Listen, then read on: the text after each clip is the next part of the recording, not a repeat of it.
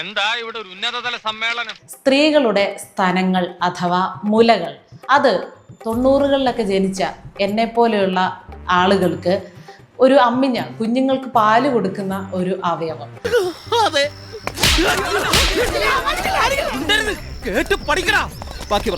ഒരുപാട് സ്ത്രീകള് ഇന്ന് ഇതൊരു ജീവനോപാധിയായിട്ട് എടുത്തിരിക്കുകയാണ്. ഇതെന്നെ ഉദ്ദേശിച്ചാണ്, എന്നെ തന്നെ ഉദ്ദേശിച്ചാണ്, എന്നെ മാത്രം ഉദ്ദേശിച്ചാണ്. സംശയമുണ്ടോ?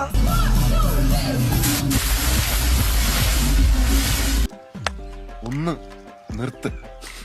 എത്ര ഇടി വെട്ടണം അതിലൊരെണ്ണം. വലിയ മുലകളുള്ള സ്ത്രീകൾക്ക് എളുപ്പത്തിൽ പണക്കാരാകാം എന്ന ഒരു സന്ദേശം പറയാതെ മറ്റുള്ളവരിലേക്ക് പകർന്നു കൊടുക്കുന്ന, എന്തു ചെയ്യാം, ഹതഭാഗ്യരായവർക്ക് ദൈവം തലച്ചോറ് കൊടുത്തില്ല, അതിന്റെ പേരിൽ ബുദ്ധിയുമില്ല. പുതിയ തലമുറയിലും പഴയ തലമുറയിലും പെട്ട സ്ത്രീകളെ നമുക്കിന്ന് സോഷ്യൽ മീഡിയ പ്ലാറ്റ്ഫോമുകളിൽ സജീവമായിട്ട് കാണാം. നീ എന്റെ മാനം കളയരുത്, നിനക്ക് എന്ത് വേണേലും ഞാൻ തരാം. ഒരു കാലത്ത് ഇവിടെ മറയ്ക്കാനൊക്കെ സ്ത്രീകള് വലിയ പ്രതിഷേധങ്ങൾ നടത്തിയിരുന്നു, സമരങ്ങൾ നടത്തിയിരുന്നു. പക്ഷേ ഇപ്പൊ പഴയ സ്റ്റാൻഡേർഡ് ഇല്ല. അലമ്പായി പോയി സാറേ, ഭയങ്കര അലമ്പായി പോയി. ആ ഡ്രസ്സിന്റെ പ്രശ്നമായിരിക്കും എന്നൊക്കെ കരുതിയെങ്കിലും ഒരു 8-9 വീഡിയോകൾ തുടർച്ചയായിട്ട് ഞാനെടുത്ത് പരിശോധിച്ചപ്പോൾ ഈ സ്ത്രീയുടെ ജോലി ഇത് തന്നെയാണ്. ചുമ്മാതല്ല ഇയാളെങ്ങനെ ആയിപ്പോയത്. കോണം മാതിരി ഒരു സാധനം കൊടുത്തുകൊണ്ട് വൃത്തികേട്. അയ്യേ, വൃത്തികേടൊന്നുമില്ലായിരുന്നു. ചേച്ചിക്ക് നല്ല ഷേപ്പുള്ളതുകൊണ്ട് നല്ല രസമായിരുന്നു കാണാൻ. ശരി, അവർക്കിനിയിപ്പോൾ നാച്ചുറലായിട്ട് അത്രയും അങ്ങ് വലിയ സ്ഥലങ്ങൾ ഉണ്ടായിപ്പോയി, അത് അവരുടെ തെറ്റാണോ?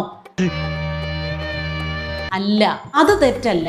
പക്ഷേ അത് ഉപയോഗിച്ച് ജീവിതം മുന്നോട്ട് കൊണ്ടുപോകുന്നത് ഒരു തെറ്റ് തന്നെയാണ്.